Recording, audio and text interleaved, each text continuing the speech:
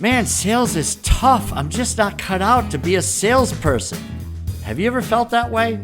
Selling doesn't need to be so difficult. My name is Harry Spate. I'm here to serve and to help you succeed. Join me as we discuss sales made easy.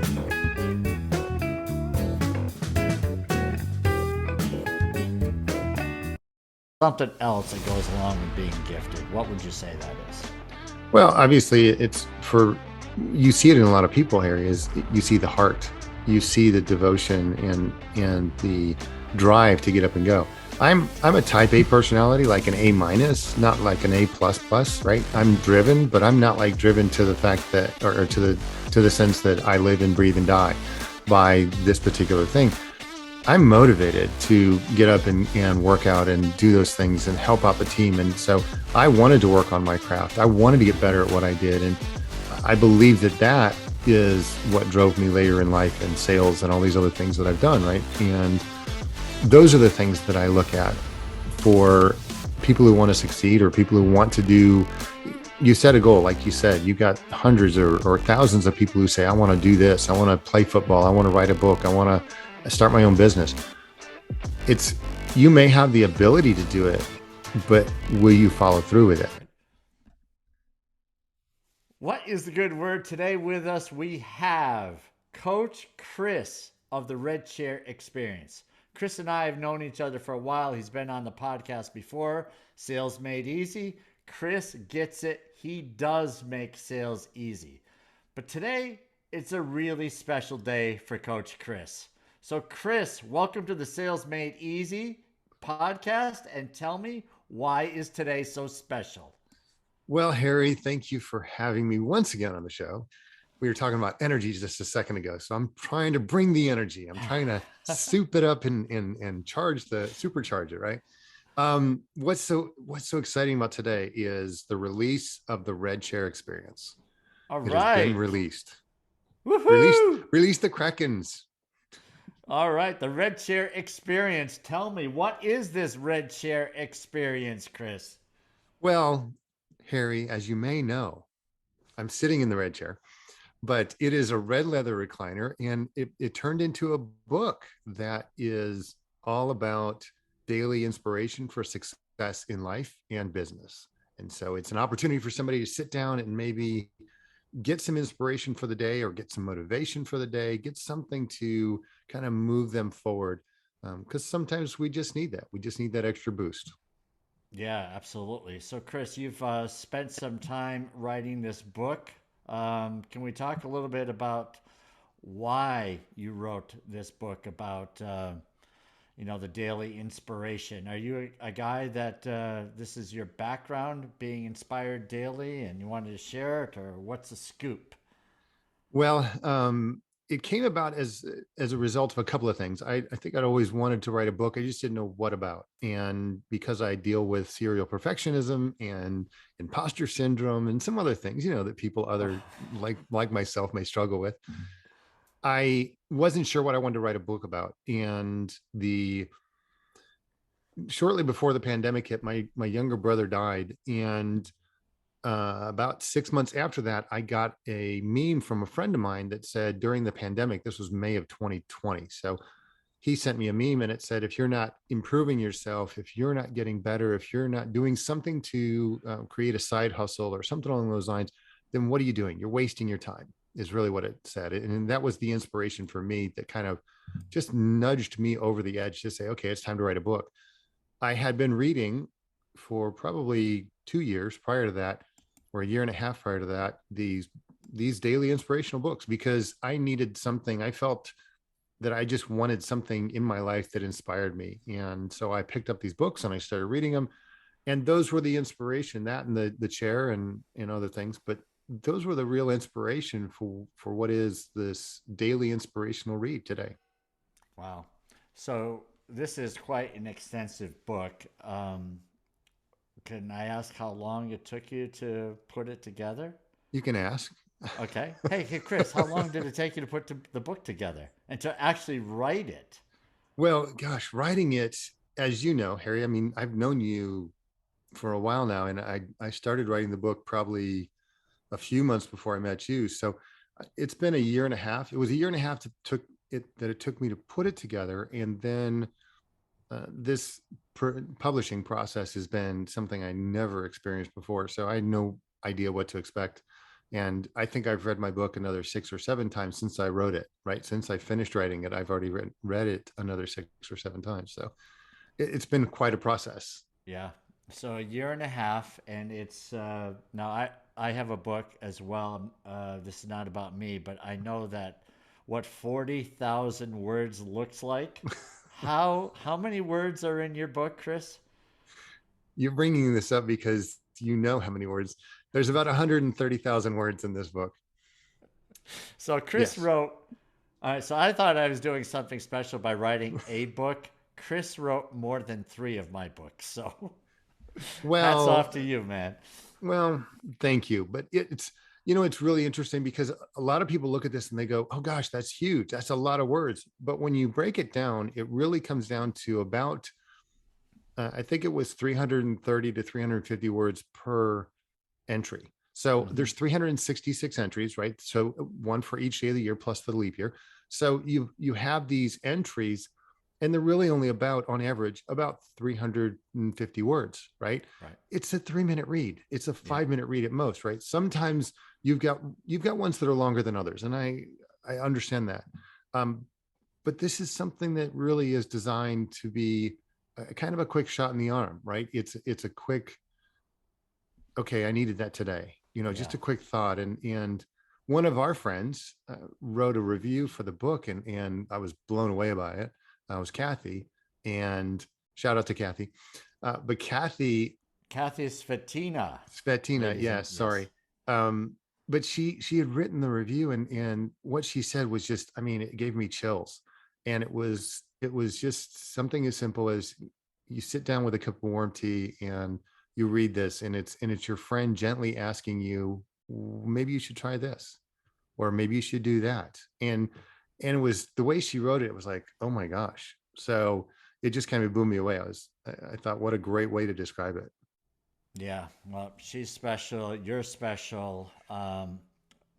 So yeah, I have no doubt that Thank you. this book is really, just the whole concept of it coming from the red share, so forth. So talk to me a little bit about the red share and why is it special to you? Oh gosh. All right. Sorry, I have to strengthen myself for this so I don't cry. Okay. Um, so the original owner of this red chair is was my father, my stepfather, and he was my business mentor. And for a number of years, I would call him, and whenever I needed help with business, because he was in sales, I was in sales. We had a natural connection. He and I both played college football, and so we just had that natural connection. Of course, married to my mom as well helped, but he was somebody I really liked and trusted, and just knew he had my best interest at heart. Well, we lost him in 2016, and my mom moved the chair to her place when she moved from their house near the DC area, and she held onto the chair for years. And my younger brother had some hip issues, and so he needed some place that he could go and sit when he couldn't sleep at night, or that kind of stuff.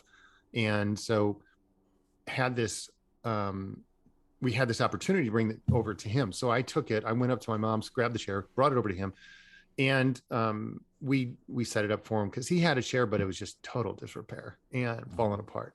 So he slept in the chair from time to time, or this was his chair, right? I mean, we Hmm. grew up in a time when our parents had their own chair, right? When dad came home, he had his chair, and Get grandpa out of came my home, chair. yeah, it was their chair, right? And this is really what that is. Well, my brother, we lost him in September of 19. Mm. And when I went up and I was spending time with my sister-in-law and my niece and nephew, they said, would you mind taking the chair? Because we can't have it around the house. It just reminds us way too much of you. And I said, absolutely. And so it sits in this is the corner of my master suite. And it's in such a position that I can look out the window over here, but I can't watch television or anything. I mean, it's really just focused on sitting. And if you could see right next to me, next to the window, is this stack of books that I have that I'm reading or that I have read or that I'm trying to read.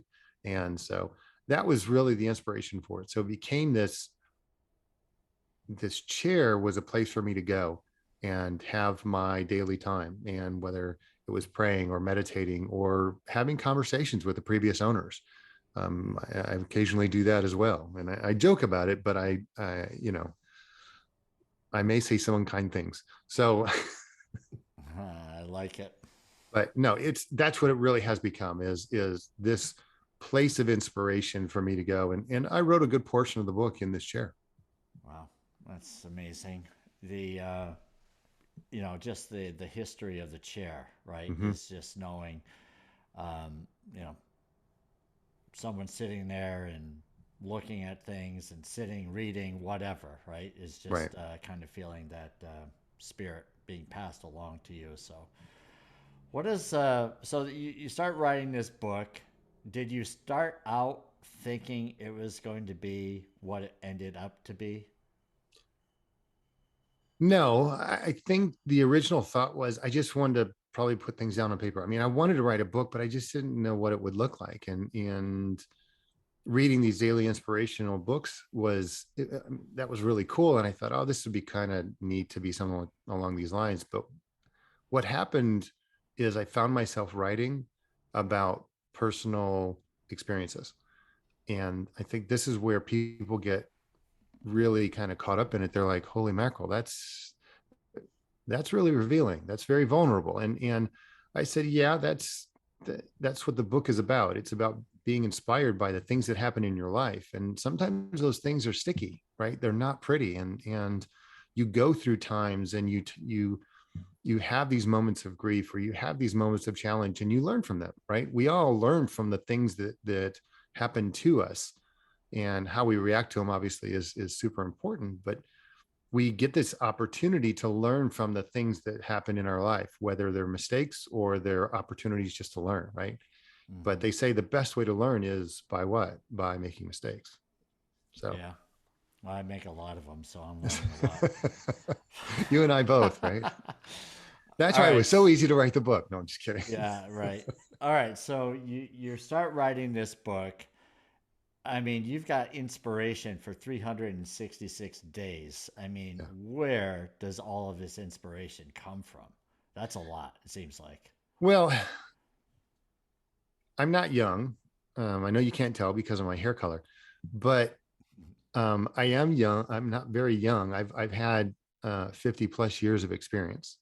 And when you grow up and you live the life that I did, I mean, we all have our own unique experiences, right? Whether we grew up in a two parent or a single parent household, whether we grew up with siblings or by ourselves, we all have these opportunities to pick up and learn from them. And what you're going to see in the book as a reader is there's experiences from when I was growing up, landscaping with my dad and my two brothers, to high school, to college, and after college, right? And to there were things that were written almost the day of or the day after they happened, right? So it's having those fresh thoughts and ideas that just come to you. You can find inspiration from a lot of things. And again, I have these books that were sitting here with me, but sometimes it was just picking up and opening up a book, or sometimes it was going to a daily quote website and saying, okay, what's the daily quote for today, right? Does it inspire me? Does it not? And if it does, great. If it doesn't, then you just move on. But there were days when, Harry, I couldn't write fast enough, right? I mean, it was like Mm-hmm. I've got these three ideas and I want to throw them down, and so it just starts coming. But it was funny because probably the last 40 or 50 entries, I'm going, okay, what have I not written about that I could talk about? Mm-hmm. And there's some double entries, and double entries meaning you talk about faith a couple of times, you talk about tragedy a couple of times, you talk about grief, or there are things that maybe overlap each other. But Mm-hmm. um, yeah, there's plenty to be inspired by in our own lives, and this is just another way of looking at it. Yeah. Is it mostly? It's great stuff, by the way. Is it mostly about life? Is it about business? Is it a mix? Is it about personal stuff? Yes. Okay. So Got it covered. I love those yeah, types of questions where you can just say yeah, yes. you just say What yes. is the book about? No, no, I'm just kidding. But yeah, talk to me about that. No, so the originally I thought I wanted to write something that would be daily inspiration for sales. And there's probably 20% maybe that's written about sales. I mean, that have snippets of things that I've done in my sales life. And so you can go through and you can pick those things out and you can see those things, but it also applies to people who aren't in sales, right? Whether you're Hmm. in business or you're in college or you're in high school. I mean, there's things in there that you could pick up and you go, oh, it's how you handle this or how you speak to people or how you treat people. And that's the beauty of this is there are all facets are covered, so to speak, right? Whether it's life or business or whatever. It's an opportunity for you to kind of look at things and think a little bit differently about what you're doing. And some days it's going to speak to you. I wrote this in the introduction. Easy for me to say that that some days it's going to hit you and it'll be like a ton of bricks and you're going to be like, man, that's speaking right to me. And other days you're going to go, not so much, not today. Hmm. And that's okay, because I do that too with the daily inspirational books. I go, sometimes they hit spot on. It's like, man, why'd they write that for me today? Right? How'd they know I was thinking about that? And then I can go to the back of the book and you can go to the back of my book and you can look for something specific. You can say, hey, I'm really going through a lot lately with this. And you probably can find it in the back of the book and you can go specifically to that day or dates and you can check it out and Hmm. maybe get inspired or motivated from those things. All right, great. So you have an interesting background, Chris. What I learned about you is that you were a Division I college football player, which is no small feat. I think a lot of people who are in high school dream about that. How did that come about in your life, and what lessons, or maybe a couple lessons you learned from it? Well, we had this very conversation when I first met you. So I love this conversation. And you've forgotten about it since, which I love. Is so when I tell it to you, you're like, really? I said that? I had the opportunity in when I was in high school, I played football and I did well. Um, but we went winless our senior year. We were projected to do really good things, but we had a number of injuries, myself included. We had several injuries on the team, and so we went winless our senior year, which was almost devastating. I mean, to the point where it's like, holy mackerel, do I ever want to do this again? But I love playing football. I loved the camaraderie. I loved the being a part of the team and that kind of stuff. And I decided to walk on to the University of Illinois, and I was able to make the team, and I lettered, and I got a couple of letters as a walk on because I just wanted to contribute. I just wanted to be a part of the team and do whatever I could to be a part of that because that's just who I was. And I really enjoyed it. So I was very lucky. I was very blessed. I mean, I'm 6'5" and 230 pounds, and I could catch a ball and I could throw a ball and I could run and I could block and I could do those things. And I watched today. I mean, I watched football today. I'm like, I couldn't play today. There's no way. But you're right, Harry. It's interesting when you hear the stats, and I haven't heard it in a while, but the number of high school students playing football gets whittled down to like 3% maybe in college. So 3% of the kids that play in high school go on to play college football. And then I think it's 1 or even 0.5% go on to play professional. I mean, Hmm. it's such a minute number. And so I feel very lucky and very blessed to be able to participate in that and to walk away. Yeah, exactly. So just I just love the story about you walking onto, walking into what did that look like? Right? It's like, hey, I'm here. I'd love to try out and play. I just came from a team that lost every game we played, and Right. I know I can contribute something. So what was that like, and what did it actually look like? Well, back in the day, you have to inform them that you're interested in doing such, right? I mean, you can't just show up one day because it's not like it's an open forum. It's not like they go, okay, who wants to play today? Hmm. They get thousands of people that probably reach out to them and say that they want to play. Back in my day, I had to inform them that I was coming to school there. I got accepted to the University of Illinois, and I informed the athletic department that I wanted to reach out, or wanted to come and try out for the team. And so I was invited to do so. And I showed up in early August, or it was early August at the time, early mid August, and I got to try out for 2 days. And they didn't kick me off the team, but I never got a scholarship, and that's okay. But again, they were only allowed so many scholarships, and that kind of stuff at the time too. So, but yeah, it was a great experience. It was pretty cool actually. But there were, I think there were 100 and maybe 110, 120 kids on the team. So I was one of 120, 110. So Yeah, out of a few thousand that wanted to be on the team, right? Or maybe millions. So, well, I don't know about that. right. I'm not going to blow that number up, but yeah, I mean, I know that I mean, think about all the, like I said, all the kids that go to play high school football, and they want to move on and play some sort of college football. I just happened to pick a good sized school, right, at the University of Illinois. I'd gotten opportunities. I mean, I could have gone and played Division II or Division III. I wanted to go to Illinois. I Hmm. just had that in my mind and in my heart that I wanted to do that. And so I was, like I said, I was able to do that. Yeah. What would you say is one of the big lessons you learned from that experience in your life of joining or saying you wanted to play and ending up playing? What was a big lesson you learned? I think the thing for me was there were people that were just there. They were on scholarship and they were just there. They were taking up space. And I didn't want to be that person. I wanted to be somebody who contributed. I wanted to be someone who gave to the team. And if the team got success from that, that's awesome. Right. If I could do something to contribute to the success of the team, that was my motivation.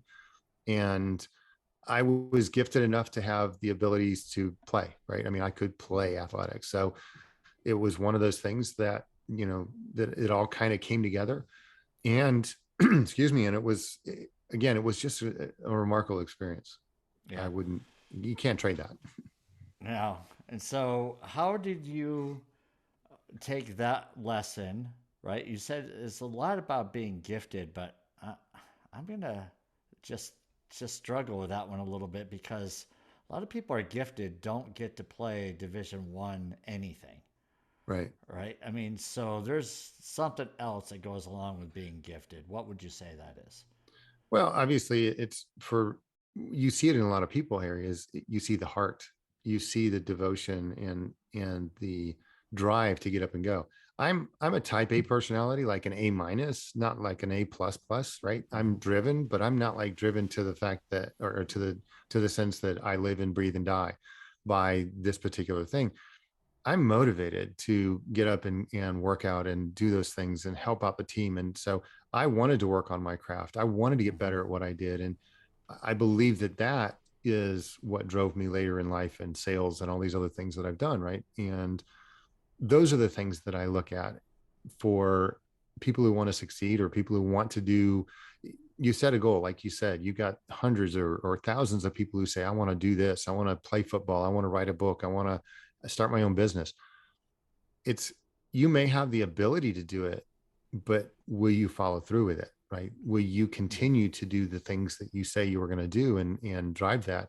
And that's where the imposter syndrome and all that other stuff, it comes into your head, it happens, Mm-hmm. but then you got to push it aside and say, hey, I've got people like Harry in my life. I've got people like Kathy Svatina and Mike O'Neill and Scott and Scott Chappelle, right? I mean, we all help each other and encourage each other and really uh, motivate each other really at different times, because there are different times when I don't feel like getting up and I don't feel like moving forward and I don't feel like this or that. But those days are minimal. And a Mm-hmm. lot of times it's just a thought, and you just have to move that thought aside and move forward.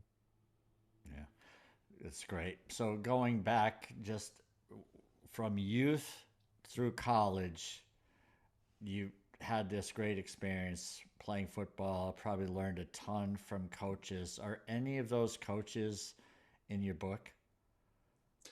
Not by name. Okay. No. I spoke of a couple of different experiences. There's my tight end coach, one of my favorite tight end coaches. Um, his name is Sean. He actually is still a collegiate football coach, Mm-hmm. and really enjoyed working with him. He was actually a GA, a grad assistant at the time, but Mike White was my head coach at the time. And then when he moved on, it was John Makovic.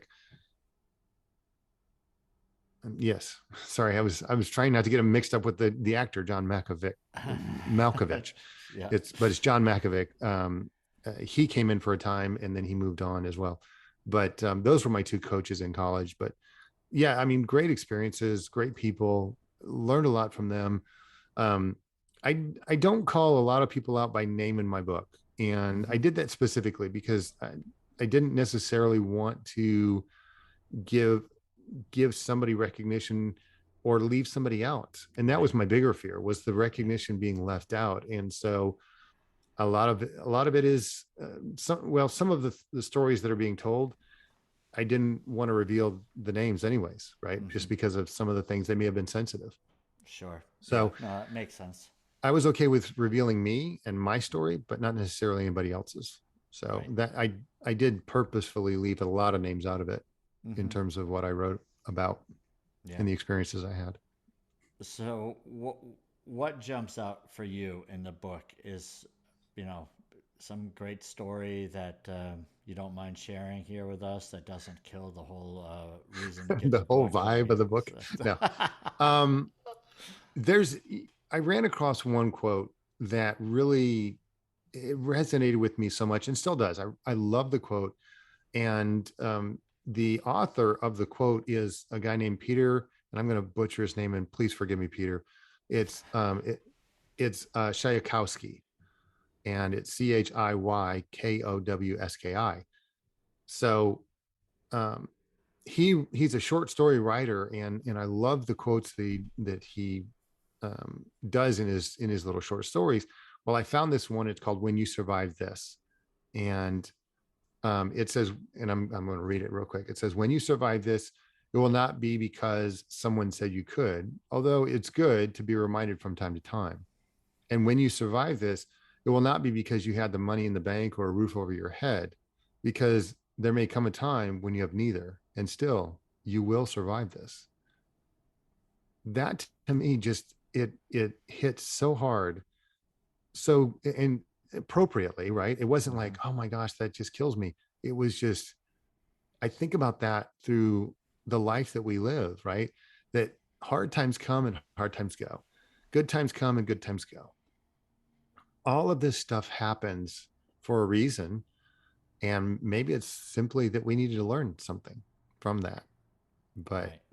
I love the just the four words, when you survive this, hmm because you will. Yeah. So Right. You're still standing. yeah. Right.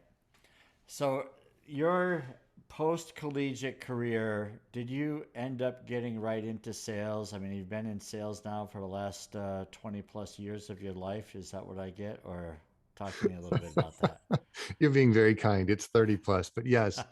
Um, my first job out of college was in sales. I was working at a Pizza Hut in college, and um, You were you know, I working where? you heard me, Pizza Hut. I Oh was my working at a Pizza Hut. goodness. The things we learn from the Yes, Red yes, yes, Chair Experience author. He was a Pizza Hut guy. yes. I was, I will never and look at Pizza Hut the same. you shouldn't. Absolutely.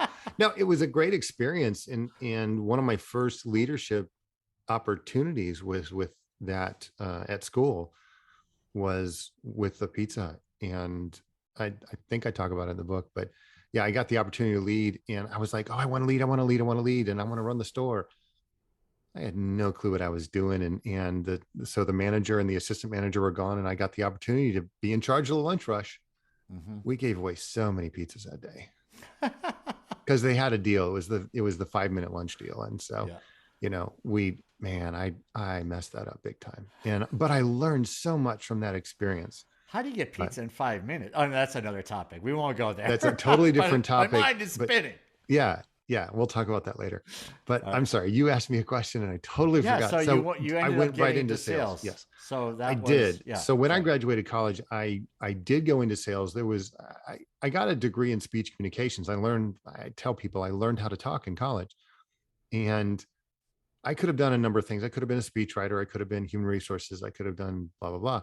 But I was fascinated by this opportunity for sales. Nobody in my family was really in sales, so I got the opportunity. And my first job out of college was kind of like your first job out of the ministry, which is I sold mailing and shipping equipment like Pitney Bowes, but it was for Mm-hmm. a company called Freed and Alcatel.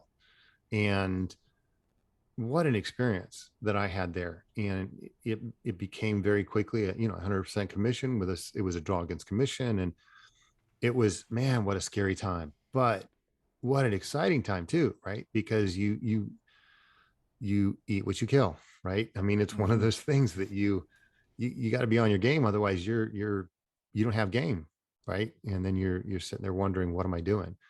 So yeah, I got right into sales, and I got the opportunity to do different things. I've sold a number of different things over the years, and customer service and operations and sales management and general management and training and coaching. And so yeah, it's not a very straight road, but yeah. Mm-hmm. And nonetheless, it's a road. And what lessons would you say that you took out of playing football applied in sales? I did write an entry about that, sales and sports. And that was one of the very first entries that I did. But the biggest thing I think about sale or about sports is you learn resilience. You learn how to be resilient. You have the opportunity, especially in football. You literally get knocked down. The question is are you going to get back up? Sometimes you can, sometimes you can't, right? Mm. And it's understandable, but you still have to mentally get up every single time. You have to come back and say, I'm going to do this differently. What did I learn from that? And I always ask myself two questions when I get done with sales calls now, and that is, what did I do right and what could I do better? And I believe that those, aside from a conversation that I had with a buddy of mine years ago, Gary, thank you, Gary, Gary Fader, and aside from that conversation, because that's where we really formulated those two questions. But I was I was always doing those things, but I didn't realize I was asking myself those questions over the years. But I believe that a lot of that came about as a result of that, because you start to ask yourself, how can I improve? What can I do better? Right. And we negatively think about well, I just really screwed that up and I totally bombed on that. But that's not improving yourself. All you're doing is recognizing the bad that you did. So that's Mm-hmm. why I turn that question around and say, okay, what could I do better? Right? What could Yeah. I have learned from this situation?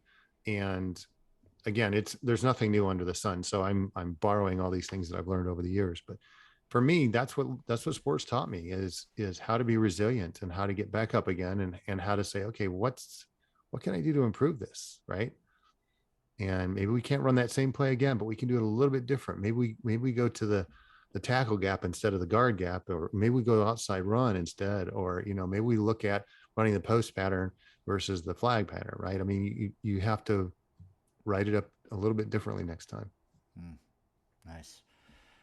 So when you were walking onto the team back, with A few the years ago, yeah. University of Illinois. Uh,